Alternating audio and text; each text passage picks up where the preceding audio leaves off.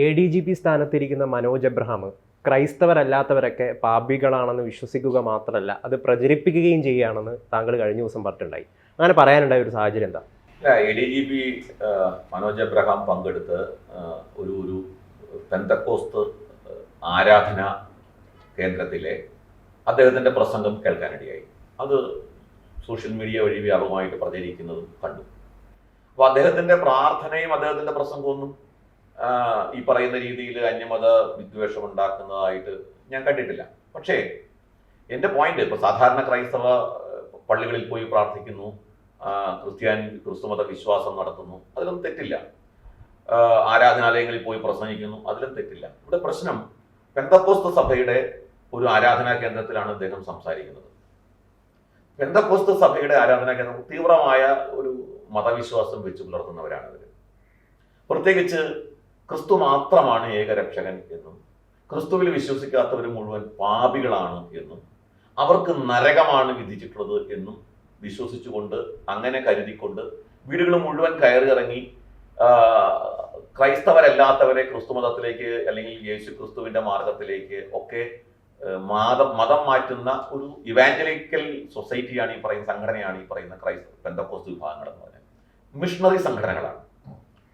ഈ മിഷണറി സംഘടനയുടെ അടിസ്ഥാനപരമായ വിശ്വാസം ക്രിസ്തുവിൽ വിശ്വസിക്കാത്തവരൊക്കെ പാപികളാണെന്നാണ്, ക്രിസ്തുവിൽ വിശ്വസിക്കാത്തവരൊക്കെ നരകത്തിൽ പോകുന്നതാണ്, ഒരേ ഒരു ദൈവം ക്രിസ്തു മാത്രമാണ്, അല്ലെങ്കിൽ പ്രവാചകൻ ക്രിസ്തു മാത്രമാണെന്നാണ്.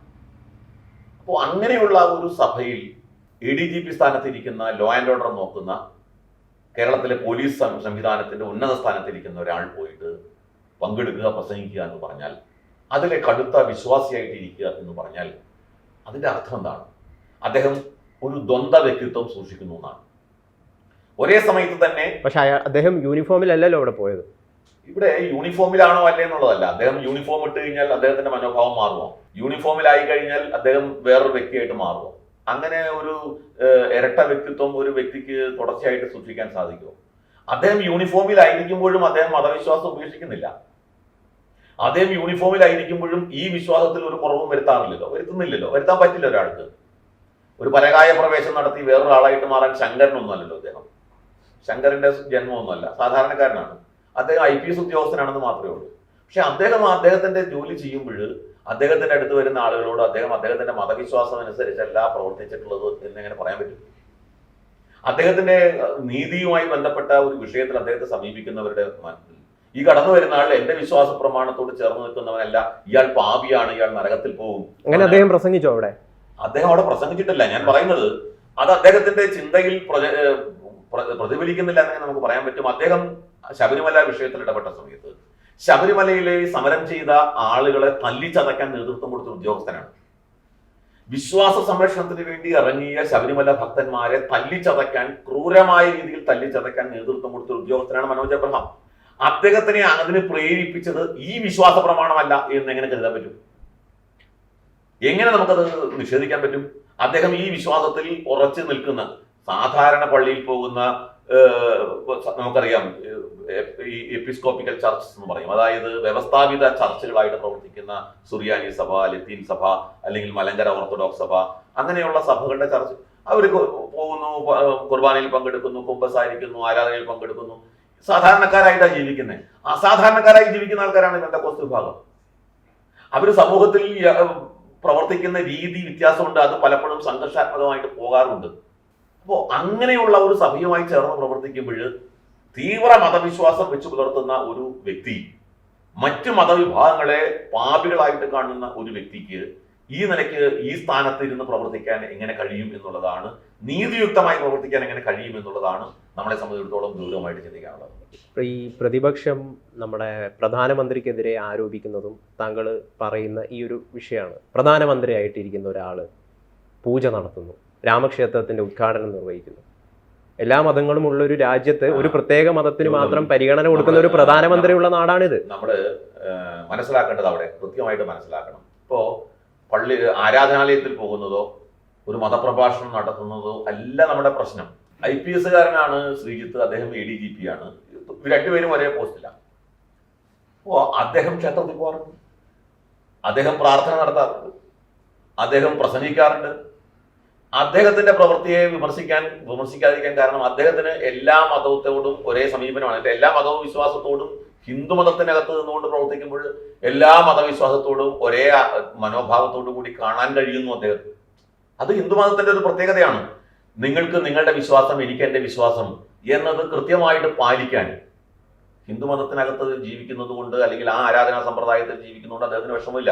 അപ്പോൾ ഇവിടുത്തെ പ്രശ്നം, ഇപ്പൊ നരേന്ദ്രമോദി ആ ചടങ്ങിൽ പങ്കെടുത്തു, നരേന്ദ്രമോദി അതിൽ പങ്കെടുത്തതുകൊണ്ട് മറ്റുള്ളവർ മുഴുവൻ പാപികളാണെന്നോ, അവര് ഈ ചടങ്ങിൽ പങ്കെടുക്കാത്തവരോ അല്ലെങ്കിൽ ശ്രീരാമനിൽ വിശ്വസിക്കാത്തവരോ ഒക്കെ പാപികളാണ്, അവർ നരകത്തിൽ പോകുന്നോ, അവർക്ക് സ്വർഗം കിട്ടില്ല എന്നോ അദ്ദേഹം വിശ്വസിക്കുന്നില്ല.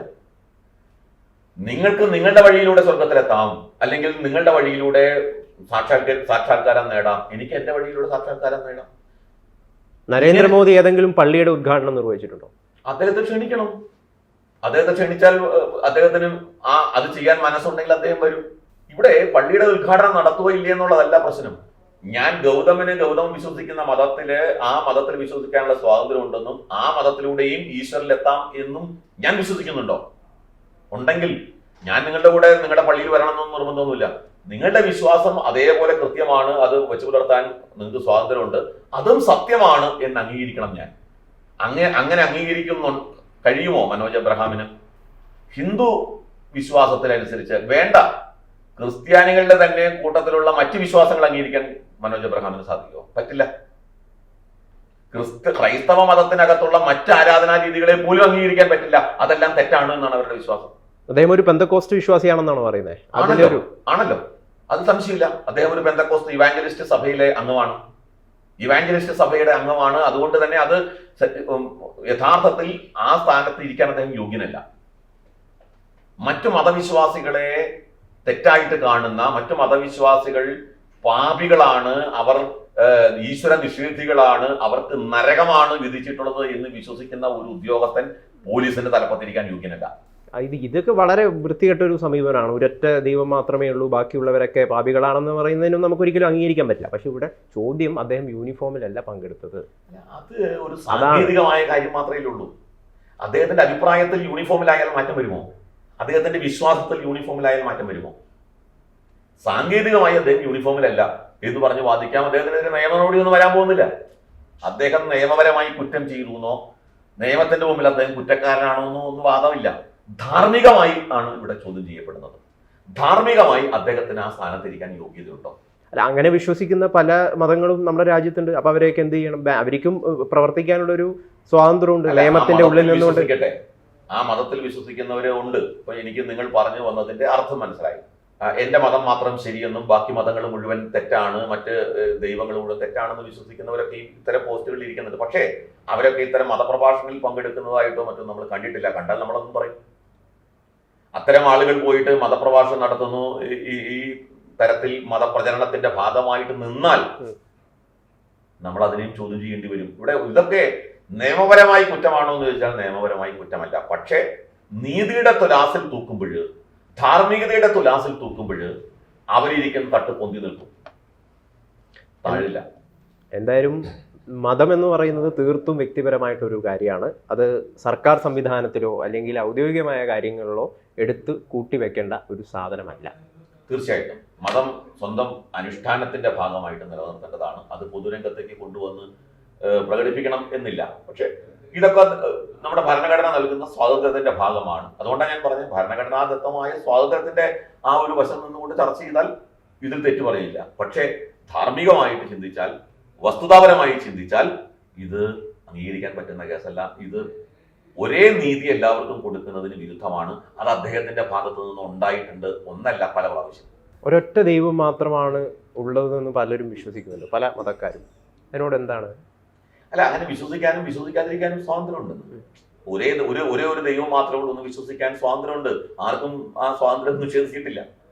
പ്രശ്നം ഒരേ ഒരു ദൈവം മാത്രമുള്ളൂ, എന്റെ ദൈവം മാത്രമാണ് ശരി, എന്റെ മാർഗത്തിലൂടെ മാത്രമേ സത്യത്തിലേക്ക് എത്താൻ കഴിയൂ എന്ന് വരുമ്പോൾ അത് തികച്ചും ഏകാധിപത്യപരമാണ്, അസഹിഷ്ണുത നിറഞ്ഞതാണ്. മറ്റ് ബഹുസ്വരതയുടെ ആ ഒരു മുദ്രാവാക്യം പിന്നെ നിങ്ങൾക്ക് ഉയർത്താൻ അവകാശമില്ല. ബഹുസ്വരത എന്ന് പറയുകയും എന്റെ ദൈവം മാത്രമാണ് ശരി എന്ന് പറയുകയും ചെയ്യുന്ന അത് കാപട്യമാണ്. ഇന്ത്യയുടെ സൗന്ദര്യം വൈവിധ്യമാണ്. ആ വൈവിധ്യം എന്നെന്നും നിലനിൽക്കണം.